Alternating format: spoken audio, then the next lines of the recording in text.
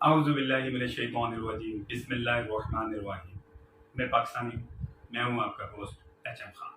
अस्सलाम वालेकुम। Business ideas में ही जो एक हमारा टॉपिक है सेल्स मैनेजमेंट, तो सेल्स मैनेजमेंट का ही एक टॉपिक हम आज लेकर आए हैं इनसोर्सिंग और आउटसोर्सिंग के बारे में।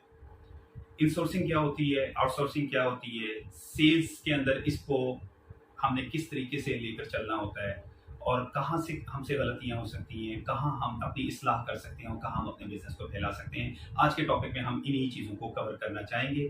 ये टॉपिक जो है मैन्युफैक्चरिंग से रिलेटेड है और ये उन लोगों से रिलेटेड है जो कि डिस्ट्रीब्यूशन भी कर रहे हैं। तो ये इंटरेस्टिंग टॉपिक है और दोनों के लिए ही बहुत इंपॉर्टेंट है। आए हम इसको लेकर चलते हैं और इस टॉपिक के ऊपर वसी बात करें।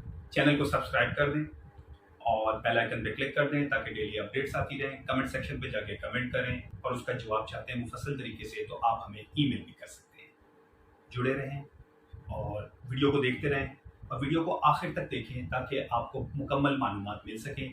वीडियो को दरमियान में स्किप ना कीजिएगा। शुक्रिया। आए टॉपिक की तरफ चलते हैं। इनसोर्सिंग क्या होती है ये हमें समझनी पड़ेगी। इनसोर्सिंग हम उसको कहते हैं जो प्रोडक्ट हम खुद तैयार करते हैं और उसको मार्केट में सेल करते हैं, यानी कि मैन्युफैक्चरिंग यूनिट हमारा अपना है, प्रोडक्ट को हम तैयार कर रहे हैं और प्रोडक्ट को हम अपने तरीकों से सेलिंग कर रहे हैं। इनसोर्सिंग 3 तरीकों से होती है। एक तो होती है मैन्युफैक्चरिंग जो मैंने अपनी वीडियो के आगाज में कहा। दूसरी इनसोर्सिंग होती है जो कि होलसेलर के थ्रू होती है। जस्ट लाइक दैट आपने प्रोडक्ट होलसेलर से लेके बेचना शुरू कर दी है, लेकिन प्रोडक्ट जो है होलसेलर के पास से आपके पास आ रही है, आप उस प्रोडक्ट की इनसोर्सिंग खुद कर रहे हैं, तो वो तो हो गई होलसेलर के थ्रू, लेकिन अल्टीमेटली वो इनसोर्सिंग ही कहलाएगी क्योंकि उस प्रोडक्ट के मालिक आप हैं। 3 वे ऑफ कम्युनिकेशन है इसमें। फर्स्ट वे ऑफ कम्युनिकेशन जो होता है वो आपका मैन्युफैक्चरिंग होता है।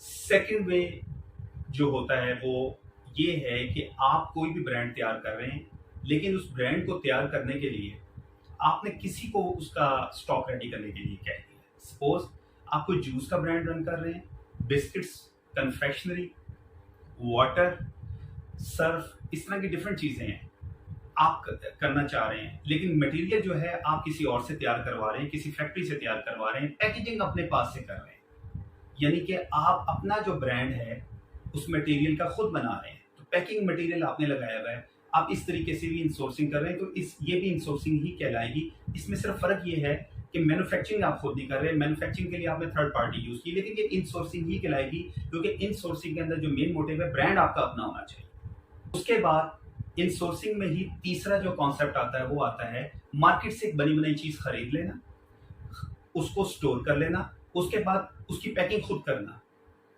यानी कि पैकिंग मशीनरी आपके पास सिर्फ अवेलेबल है, आपने अपने ब्रांड की पैकिंग ही कर दी है। जस्ट ये आजकल लोग ज्यादातर सर्फ इसी तरीके से बना रहे हैं, साबुन भी इस तरीके से बना रहे हैं, बर्तन धोने वाला हो या कपड़े धोने वाला हो या नहाने वाला हो, ये लोग काम कर रहे हैं। इसी तरह निम्को भी पैकिंग लोग कर रहे हैं और खुली बाहर से ले रहे हैं।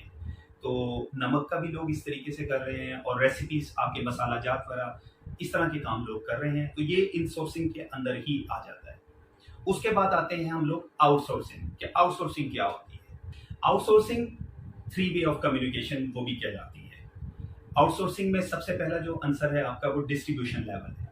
डिस्ट्रीब्यूटर किसी भी फैक्ट्री से माल लेगा, एक मार्जिन के ऊपर उसे मिलेगा, उसने जो उसको टारगेट एरिया दिया गया है वहां माल को डिस्ट्रीब्यूट करना है, चाहे वो ऑन द हेल्प ऑफ उस फैक्ट्री ले या वो अपने रिसोर्स करते हुए खुद प्रोडक्ट को डिस्ट्रीब्यूट करे। अल्टीमेटली उसने प्रोडक्ट को डिस्ट्रीब्यूट करना है। अब डिस्ट्रीब्यूटर भी 2 तरह के होते हैं, एक होता है सोल डिस्ट्रीब्यूटर, एक होता है सब डिस्ट्रीब्यूटर। सोल डिस्ट्रीब्यूटर वो कहलाता है जिसको एक बाउंड्री, मसलन एक इलाका है उसको प्रोवाइड कर दिया गया है। मसलन रावलपिंडी हम ले लेते हैं, रावलपिंडी डिवीजन एक सोल डिस्ट्रीब्यूटर के पास मौजूद है, फैक्ट्री है बिस्किट्स बनाने वाली, उसने बिस्किट्स लाके उस डिस्ट्रीब्यूटर को देने हैं। उस डिस्ट्रीब्यूटर ने क्या काम किया है, आगे छोटे छोटे सब डिस्ट्रीब्यूटर बना दिए, अपना मार्जिन जो है उनको शेयर कर दिया है। सपोज वो फैक्ट्री उसको 6% मार्जिन दे रही है तो वो 3% अपने पास रख रहा है। 3% मार्जिन के अंदर उसने सब डिस्ट्रीब्यूटर फैला दिए हैं, वो सब डिस्ट्रीब्यूटर मार्केट के अंदर खुद माल फैला रहे हैं। उस सोल डिस्ट्रीब्यूटर ने सिर्फ उनको माल प्रोवाइड करना है, यानी वो एक किस्म का स्टॉकिस्ट का भी रोल अदा कर रहा है। और ऐसे सोल डिस्ट्रीब्यूटर बहुत ज्यादा फायदे में भी रहते हैं क्योंकि फिर उनका मार्केट के इन और आउट का बिल्कुल उससे कतन उनका कोई ताल्लुक नहीं होता। उनको डायरेक्टली कैश आ रहा है और कैश उनका जा रहा है, कैश का फ्लो भी इसमें बहुत तेज होता है। और ये ऑयल का जो आजकल काम हो रहा है, ऑयल का काम इसी पे ही हो रहा है। आपके निम्को और चिप्स का काम भी सोल डिस्ट्रीब्यूटर के ऊपर ही ज्यादातर लोग कर रहे हैं, और कन्फेक्शनरी भी और सिगरेट कंपनीज भी और बेवरेज लाइन भी सोल डिस्ट्रीब्यूटर के ऊपर काम कर रही है। उसके बाद सोल डिस्ट्रीब्यूशन के बाद सब डिस्ट्रीब्यूटर को इन्होंने बांट दिया। आउटसोर्सिंग में जो दूसरा कॉन्सेप्ट आ जाता है वो आ जाता है होलसेलर का। होलसेलर वो है जिसने या तो फैक्ट्री से या डिस्ट्रीब्यूटर से माल ले लिया और अपने इलाके में एक शॉप बनाई हुई है होलसेल की, जहां वो रिटेलर यानी कि दुकानदार से कम रेट के ऊपर माल बेच रहा है, लेकिन वो बल्क में बेच रहा है। वहां बल्क में लेने वाले लोग उसके पास आ रहे हैं, 10 कार्टन 20 कार्टन 100 कार्टन दे दो, 200 कार्टन दे दो, वो होलसेलर से बल्क में परचेज कर लेते हैं। होलसेलर उनको एक मुनासिब अपने मुनाफे पे, यानी जो रिटेल से कम होता है, इवन के रिटेलर भी होलसेलर से ही परचेज कर रहा होता है या डिस्ट्रीब्यूटर से कर रहा होता है, लेकिन डिस्ट्रीब्यूशन की प्राइस में और होलसेल की प्राइस में फर्क होता है, ये याद रखिएगा। उसके बाद आखिरी जो आ जाता है आउटसोर्सिंग में, वो रिटेलर आ जाता है। रिटेलर मेरे नज़दीक सबसे अहम यही है, आपकी प्रोडक्ट को फैलाने के लिए रिटेलर का रोल बहुत है। रिटेलर ही आपका किंग गेस्ट है। लोग कहते हैं कस्टमर किंग है, मैं कहता हूँ रिटेलर किंग है, क्योंकि रिटेलर अगर प्रोडक्ट कस्टमर तक पहुंचाएगा नहीं या उसको देगा ही नहीं, तो आपकी प्रोडक्ट कैसे आगे जाएगी, आप कैसे तरक्की करेंगे। रोल बहुत इंपॉर्टेंट है किसी भी प्रोडक्ट की सेलिंग के लिए और किसी भी ऑर्गेनाइजेशन की कामयाबी के लिए या मैन्युफैक्चर। रिटेलर के अंदर बहुत सारे अवामिल होते हैं, इसमें ग्रोसरी स्टोर्स भी हैं, छोटे स्टोर्स भी हैं, करियाने की दुकानें भी हैं, पान शॉपें भी हैं, डिपेंड करता है आपकी प्रोडक्ट की नेचर क्या है और वो रखना भी चाहते हैं कि नहीं रखना चाहते हैं, अब आपने उनको कायल करना है। रिटेलर फैक्ट्री से भी डायरेक्ट माल ले रहा होगा, डिस्ट्रीब्यूटर से भी ले रहा होगा, होलसेलर से भी ले रहा होगा।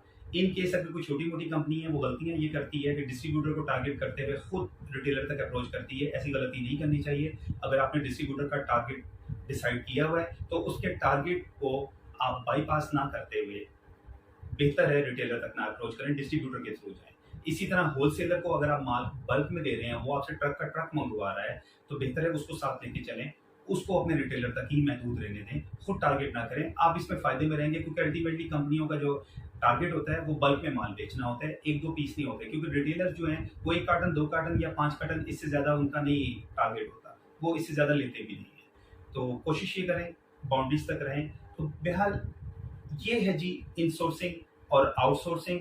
आउटसोर्सिंग क्या होती है, इनसोर्सिंग क्या होती है, हमने आपको मुफस्सल तरीके से समझाने की कोशिश की, इनमें कौन से अवामिल होते हैं, किस तरह काम होता है। मजीद इसमें जो एक नया प्रोसेस आएगा सेल्स मैनेजमेंट का, वो हम आगे जाके एक वीडियो पर डिस्कस करेंगे आपके साथ। चैनल के साथ जुड़े रहें ताकि आपको मजीद अच्छी अच्छी वीडियोस मिलती रहें।